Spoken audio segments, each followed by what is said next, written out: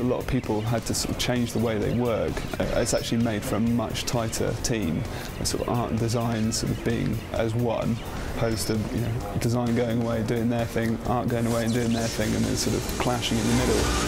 It's a real organic process. I don't think you can really sit down and go, oh yeah, we're going to do this, we'll do that, and we'll do that, because it's not just about sites, it's combining those two. You hear a lot of developers now talk about an iterative design process, which just means you come up with an idea, you try and work it up a little bit, maybe you implement it, then you see it on screen, and then you look at it and go, this bit works, this bit doesn't, let's do more of the stuff that does work.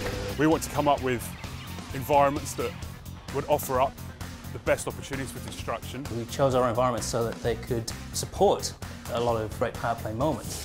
Sometimes it's the big set-piece moments where you think, these are going to be the great things that people remember. We've got to make sure that we fit stuff around them. In the airport track, we've got the cargo plane that crash lands, and we've got radar dishes and control towers. There's some real, iconic moments there that when people see them, they go away talking about it, and that's exactly the kind of thing we want to do. And also at the same time trying to think about what will make good racing tracks, because we've also got to have that element nailed as well.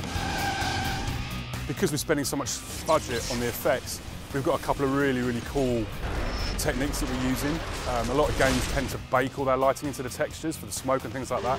But all our particles are actually being dynamically lit. In addition to that, we've got volumetric smoke in the game. Players' car and their AI cars can actually move out of the way, which is a really, really cool looking effect. But it's also really good from a gameplay perspective because you can fill a whole warehouse or tunnel with smoke.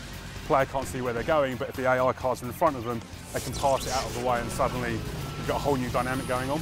The AI in the game needs to be more sophisticated than usual AI systems. There's a lot of technology in there to try and make them behave realistically under these conditions, but also don't want them to race perfectly. So they do sometimes make mistakes, they do sometimes clump up and group together, and they do sometimes just go flat out for the fastest lap. We wanted to make our cars look contemporary. We didn't want them to look too outrageous. If you did see them on the street, you might turn your head and go, wow, that's an amazing looking car. We thought, well, with the environment blowing up left, right and centre, and really we wanted to have cars that looked like they could fit in with that kind of destruction, that could take that kind of rough environment.